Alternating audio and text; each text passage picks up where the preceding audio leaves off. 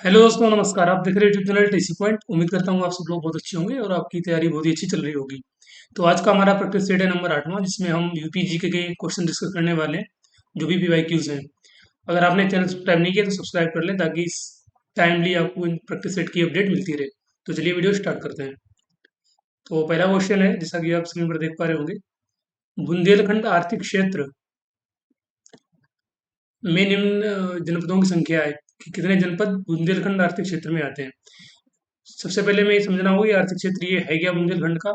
असल में जो बुंदेलखंड रीजन है, जो southern portion of Uttar Pradesh है, वो एक्चुअल में मिनरल रिच है काफी। ठीक है। तो वो जिले जहाँ पर मिनरल्स ज्यादा पाए जा रहे हैं, खनिज पाए जा रहे हैं, उनको आर्थिक क्षेत्रों में सम्मिलित किया गया है।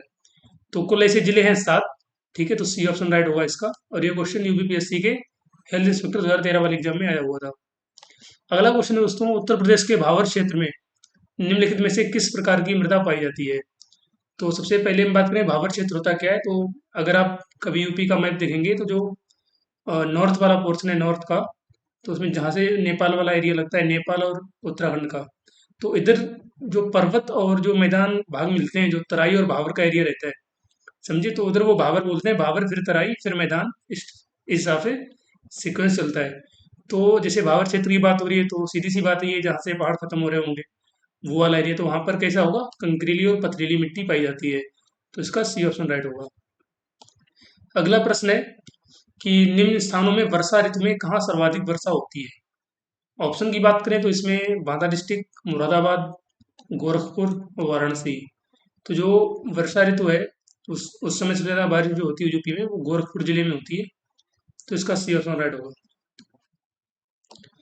अगला क्वेश्चन मैचिंग का है, जिसमें हमें यहाँ पर कुछ पक्षी विहार दिए गए हैं, बर्ड सेंचुरी दी गई है, जिनको उनकी लोकेशन से मैच करना है कि वो कहाँ पर स्थित है। तो ऑप्शन में है यहाँ पर नवाबगंज पक्षी विहार, ओखला पक्षी विहार, समस्तपुर पक्षी विहार और पार्वती रंगा पक्षी विहार। जब भी मैचिंग होती है तो मैं हमेशा कहता हूँ, अगर उसको उसमें आपको एक दो भी पता है तो उससे आप थोड़ा, आपके लिए आसान हो जाएगा। तो बात करें नवाबगंज पक्षी विहार की, तो जो नवाबगंज पक्षी विहार है, ये सबसे पुराना पक्षी विहार है, जो कि उन्नाव डिस्ट्रिक्ट में पड़ता है। तो ए का हो जाएगा, ए का 2 हो जाएगा, सेकंड वाला। ओखला पक्षी विहार, ओखला पक्षी विहार पड़ता है गाजियाबाद में, तो बी का हो जाएगा तीसरा। बात करें समस्तपुर और पार्वती रंगा पक्षी विहार की, तो पार्वती रंगा पक्षी विहार पड़ता है गोंडा में, तो डी का हो जाएगा फर्स्ट। अब जो बचा है वो रख दीजिए। तो यहाँ पर सी का हो जाएगा 4। समस्तपुर पक्षी विहार कहाँ पे है, रायबरेली में है। तो देखेंगे कि 2 3 4 1 का मैचिंग किसमें मिल रहा है। इसमें 2 4 ये तो नहीं होगा, ना ही ये होगा। 2 3 4 1, हाँ, तो बी ऑप्शन इसका राइट होगा। ठीक है, तो इनकी हम मैचिंग यहाँ पर कर दे रहे हैं। नवाबगंज है उन्नाव में, ओखला गाजियाबाद, समस्तपुर रायबरेली, और ये वाला गोंडा में। तो ये दिन की मैचिंग, इनसे क्वेश्चन अक्सर पूछे जाते हैं। बात करें सबसे बड़े पक्षी विहार की, तो सबसे बड़ा पक्षी विहार है वो कन्नौज जिले में है, जिसको बोलते हैं लाख भौसी पक्षी विहार। ये यूपी का सबसे बड़ा पक्षी विहार है। ठीक है। और बात करें सबसे छोटे पक्षी विहार की, तो सबसे छोटा पक्षी विहार है यूपी का पटना पक्षी विहार, जो कि एटा जिले में पड़ता है, पटना पक्षी विहार। ठीक है, तो यहाँ से 3 पॉइंट आप याद रखिए। तो सबसे पुराना कौन सा है, नवाबगंज पक्षी विहार है। सबसे बड़ा कौन सा है, लाखबौसी पक्षी विहार। सबसे छोटा पटना पक्षी विहार। क्वेश्चन अगर पक्षी विहार से आएगा तो इन्हीं तीनों में से आएगा। आगे बढ़ते हैं। उत्तर प्रदेश में वन निगम कब स्थापित किया गया था। तो जो वन निगम है यूपी का, ऑप्शन दिया गया है 25 नवंबर 1974, 25 नवंबर 1975, 25 नवंबर 1976 और 25 नवंबर 1977। बहुत ही अच्छा क्वेश्चन तैयार किया है। देख रहे हैं आप, यहाँ पर 25 नवंबर दिया रखा है, लेकिन आगे इन्होंने सन चेंज कर रखी है। तो जो उत्तर प्रदेश वन निगम था, वो 1974 में स्थापित किया गया था। तो इसका ए ऑप्शन राइट होगा, 25 नवंबर 1974। अगला क्वेश्चन है, निम्न में से बाघों के संरक्षण से संबंधित कौन सा स्थल उत्तर प्रदेश में स्थित है। तो यहाँ पर आपको जो बाघों के संरक्षण के लिए गवर्नमेंट ने टाइगर रिजर्व बनाए हुए हैं। ठीक है। तो आप यहाँ पर आपको ये बताना है कि जो ये नाम दिए गए इनमें से कौन सा एक टाइगर रिजर्व में आता है। तो पहला तो है सरिस्का, अमनगढ़, जिम कॉर्बेट और पन्ना। तो जो टाइगर रिजर्व की बात करें तो यहाँ पर एक तो दुधवा टाइगर रिजर्व है जो कि ऑप्शन में नहीं दिया गया है, दूसरा है अमनगढ़ टाइगर रिजर्व। तो बी ऑप्शन राइट होगा, अमनगढ़ टाइगर रिजर्व। ठीक है।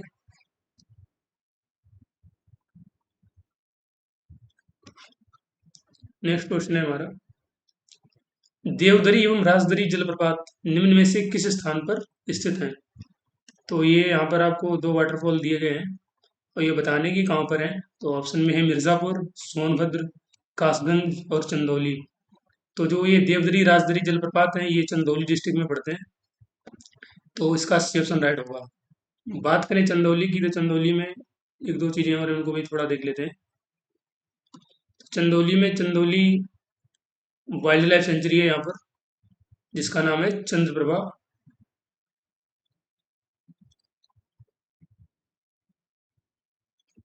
चंद्रप्रभा वाइल्ड लाइफ सेंचुरी, जो कि बहुत ही फेमस है, तो उसको आप याद रखें। नेक्स्ट क्वेश्चन है हमारा, उत्तर प्रदेश कृषि अनुसंधान परिषद निम्न में से किस स्थान पर स्थित है, जिसको इंग्लिश में उपकार के नाम से जानते हैं। Uttar Pradesh council of agricultural research, ये कहाँ पर स्थित है? जैसे आपको जो एग्रीकल्चर स्टूडेंट जानते ही हैं कि जो आईसीआर है, जैसे आईसीआर नेशनल लेवल पे देखता है, Indian Indian council of agricultural research, वैसे ही हर स्टेट का भी एक मतलब काउंसिल ऑफ एग्रीकल्चर रिसर्च होता है। ऐसे यूपी का क्या है, उपकार के नाम से। और ये कहाँ पर स्थित है ये पूछा गया है। ऑप्शन की बात करें तो लखनऊ, मेरठ, गोरखपुर और इनमें से कोई नहीं। तो जो उपकार है दोस्तों वो अपने प्रदेश की राजधानी लखनऊ में स्थित है। ठीक है, तो इसका आंसर ए हो जाएगा राइट। बाकी ये पीडीएफ आपको हम टेलीग्राम पर प्रोवाइड करा देंगे, जिन लोगों ने अभी तक ज्वाइन नहीं किया वो ज्वाइन कर लें, क्योंकि वहाँ पर यूपी जीके की जो मैराथन क्लास चली थी उनकी कंप्लीट पीडीएफ वहाँ पर आपको मिल जाएंगी, वो भी चैप्टर वाइज। जो भी यूपी प्लस ने अपना सिलेबस दिया हुआ है उसके चैप्टर के अकॉर्डिंग सारे नोट्स बना के वहाँ पर प्रोवाइड करा दिए गए हैं, तो आप वहाँ से जाके डाउनलोड कर सकते हैं और अपनी तैयारी और बेहतर बना सकते हैं। अगला क्वेश्चन है, उत्तर प्रदेश में कृषक समृद्धि आयोग का गठन किस वर्ष में हुआ था? तो ऑप्शन की बात करें यहाँ पर, तो जो कृषि समृद्धि आयोग है यूपी में, वो 2016, 17, 18, 19 ये चार ऑप्शन दिए गए। तो जो कृषि समृद्धि आयोग था उसे 2017 में बनाया गया था, और इसका राइट आंसर बी ऑप्शन होगा। ठीक है। बात करें अगले क्वेश्चन की, तो जैसा कि आप स्क्रीन पर देख पा रहे होंगे, तो यहाँ पर भी जो है मैचिंग दी गई है। इसमें दिया गया है कौन सा नहीं है, मतलब सही से मैच, जो गलत मैच है वो बताना है हमें आप। तो यहाँ पर जो है ऑप्शन की हम बात करें, तो जैसा कि आप स्क्रीन पर देख पा रहे होंगे, पहला है यहाँ पर इन्होंने दिया है आईआईबीआर कानपुर, आईआईपीआर कानपुर, आईवीआरआई इज्जत नगर और आईजीएफआरआई झांसी। तो जो आईआईबीआर है दोस्तों, ये Indian institute of vegetable research है, जो कि कानपुर में नहीं है। कहाँ पर है ये? बाबा विश्वनाथ की नगरी वाराणसी में है। ठीक है। आई आई वी आर, आईआईपीआर ये Indian institute of pulse research, जिसको भारतीय दलहन अनुसंधान संस्थान बोलते हैं, जो कि कानपुर में है। और बात करें आईवीआरआई की, इंडियन वेटनरी रिसर्च इंस्टीट्यूट, तो ये इज्जत नगर में ही है, ये भी सही है। ये आईआईपीआर ये भी सही है। और IGFRI Indian grass and forest research institute जो है वो झांसी में है, तो ये भी सही है। तो यहाँ पर जो गलत था वो था पहला वाला, तो ए ऑप्शन होगा इसका। बात कर लेते हैं कानपुर में। कानपुर में कौन सा इंस्टीट्यूट है? कानपुर में एनएसआई है, नेशनल शुगर इंस्टीट्यूट, जिसको राष्ट्रीय सरकार संस्थान बोलते हैं, वो कहाँ पे? कानपुर में। और राष्ट्रीय गन्ना अनुसंधान संस्थान वो लखनऊ में है। ठीक है। झांसी में ही सेंट्रल एग्रीकल्चर यूनिवर्सिटी भी है। तो जब भी शहरों के नाम आए तो उनसे जुड़ी हुई चीज़ें आपको याद होनी चाहिए। कानपुर को लेदर सिटी के नाम से भी जानते हैं। ठीक है। और इसको उत्तर भारत का मैनचेस्टर भी बोला जाता है कानपुर को। ठीक है। अगला क्वेश्चन है कि डॉक्टर भीमराव अम्बेडकर नामक नक्षत्रशाला कहाँ पर स्थित है? तो ऑप्शन की बात करें तो रामपुर, लखनऊ, प्रयागराज और गोरखपुर। तो डॉक्टर भीमराव अम्बेडकर नक्षत्रशाला जो है वो रामपुर में है, ए ऑप्शन राइट होगा।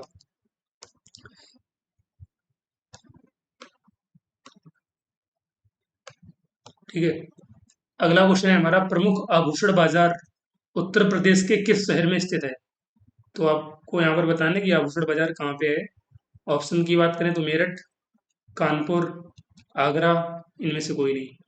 तो जो आभूषण बाजार है,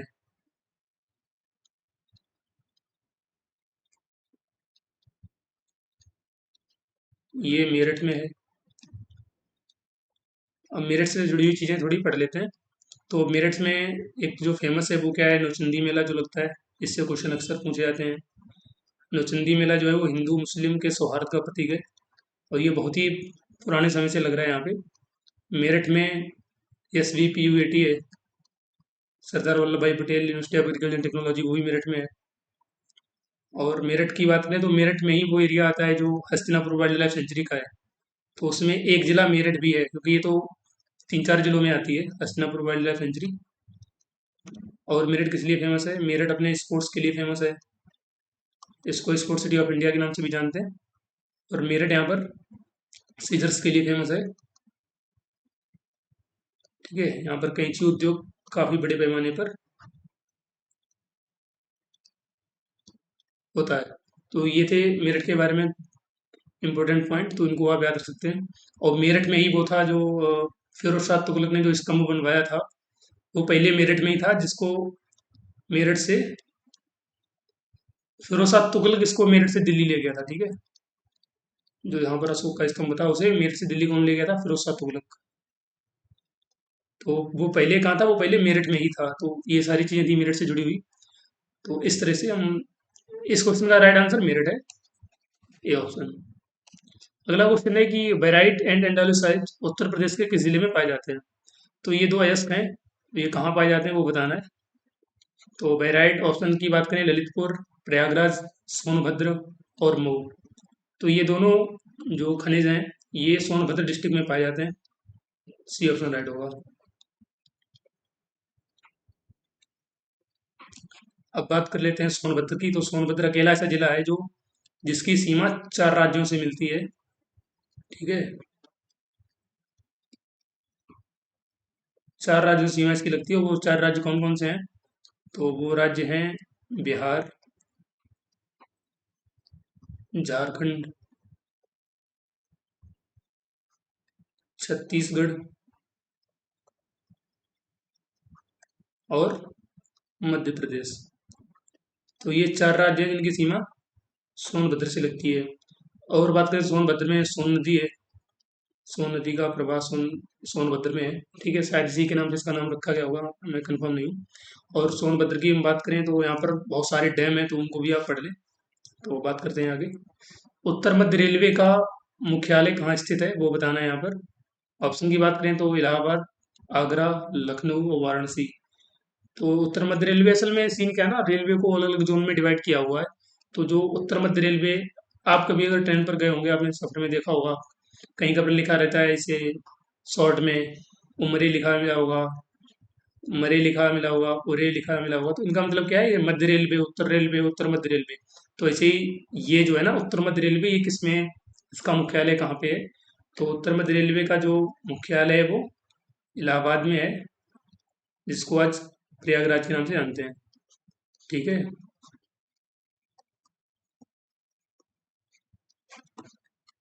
तो इसका ए ऑप्शन राइट होगा। बात करें अगले क्वेश्चन की दोस्तों। तो हमारा नेक्स्ट क्वेश्चन है कि Agra Lucknow express way highway की लंबाई है, और वो कितनी है? लगभग वे पूछा गया। ठीक है, फिक्स नहीं पूछा है, अप्रोक्स में पूछा है। तो ऑप्शन की बात करें आगरा लखनऊ एक्सप्रेस वे की, तो ये 300 किलोमीटर, 250 किलोमीटर, 350 और 400 किलोमीटर। ये यूपीएससी मेंस का क्वेश्चन है। तो जो आगरा लखनऊ एक्सप्रेस वे है दोस्तों, उसकी एक्चुअल में लंबाई आई थिंक 302 किलोमीटर है। तो इसके हिसाब से ए ऑप्शन एकदम सटीक बैठ रहा है। तो यहाँ पर ए ऑप्शन राइट हो जाएगा। बात करें आगरा लखनऊ एक्सप्रेस वे, ये आगरा और लखनऊ को जोड़ता है। और इसमें जो आने वाले जिले हैं, तो उसमें जो है कन्नौज है, कन्नौज, इटावा, आई थिंक मैनपुरी, और इसमें फिरोजाबाद का भी कुछ हिस्सा आ जाता है। ठीक है, क्योंकि ये जो आगरा से जो लाइन, आउटर लाइन कट है, वहाँ से ज्वाइन करता है इसको। और फिरोजाबाद, मैनपुरी, इटावा, कन्नौज होते हुए फिर ये उन्नाव, और फिर ये लखनऊ में आके खत्म होता है। ठीक है, तो ये इसका एरिया है। और यहाँ पर ही मतलब एक हवाई पट्टी भी बनाई गई है इस पे, जिस पर जो भी जेट होते हैं उनको उतारा जा सके। अगला क्वेश्चन है सूची फर्स्ट, ये भी मैचिंग का क्वेश्चन है दोस्तों। तो मैचिंग हम, जैसा कि हमारा तरीका यही है कि जितने पता है उनको मैच करते हैं, उसके बाद देखते हैं। तो यहाँ पर ये शहर दिए गए हैं और साथ में यहाँ पर हवाई अड्डे दिए गए हैं, उनसे आपको मैच कराना है कि वो किस लोकेशन में है।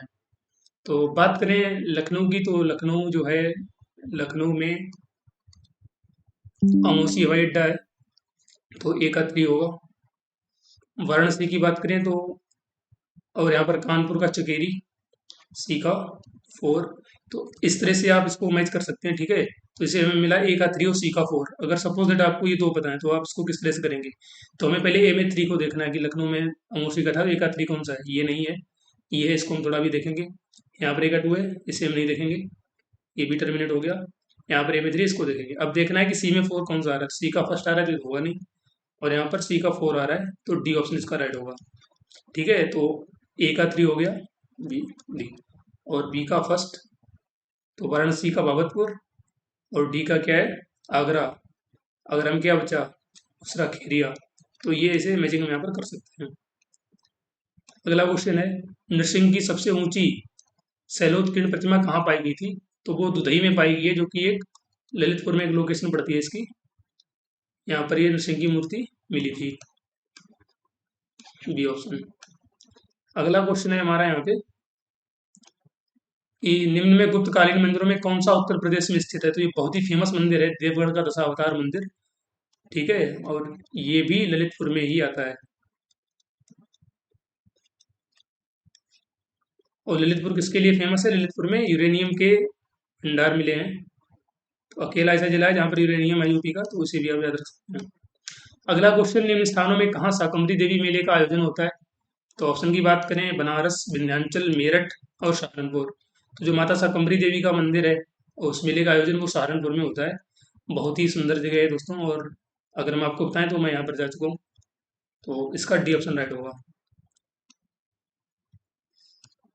अगला क्वेश्चन है, कंपिल मेला निम्न में से किस धर्म से संबंधित है?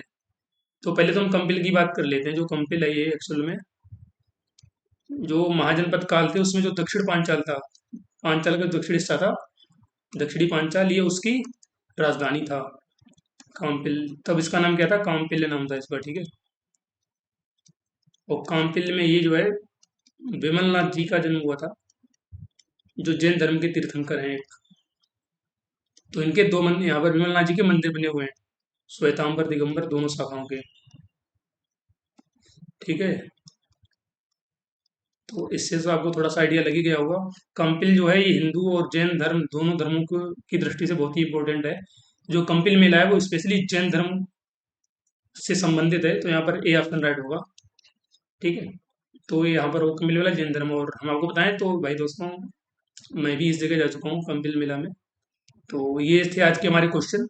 ये पीडीएफ आपको टेलीग्राम पर मिल जाएगी, वहाँ से आप इसको डाउनलोड कर सकते हैं। बाकी अगर आपने चैनल सब्सक्राइब नहीं किया तो कर लें, ताकि यहाँ पर डेली प्रैक्टिस सेट मिलेंगे, और क्वेश्चन के साथ साथ जिनके ऑप्शन है उनको भी यहाँ पर डिस्कस करेंगे। तो हमसे जुड़ने के लिए बहुत बहुत धन्यवाद। तब तक के लिए नमस्कार, जय हिंद, जय भारत।